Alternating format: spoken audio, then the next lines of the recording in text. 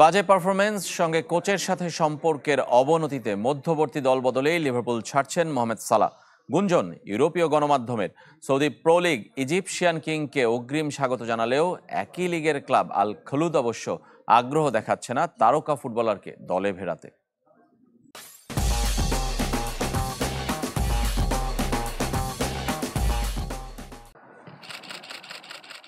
Liverpool কোচের সঙ্গে Mohamed সালাহর সম্পর্কের টানাপোড়েন চলছিল আগে থেকেই। এবার সম্পর্ক ছেদের গুঞ্জন।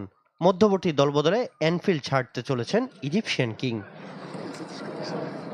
মিশরীয় সুপারস্টারের গন্তব্য কোথায় তা নিয়ে শুরু হয়ে গেছে জল্পনা কল্পনা। তবে সৌদিতে তাকে স্বাগত জানাতে চান প্রো লিগ কর্তারা।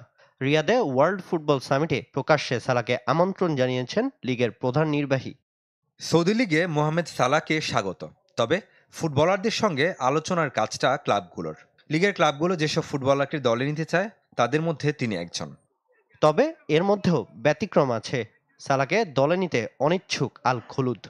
তার আগমন নিয়ে জনমনে দ্বিধা আছে। বয়স ৩৩, লিভারপুলে বিপুল অর্থ পেয়েছেন এবং সাম্প্রতিক পারফরমেন্সও ভালো নয়।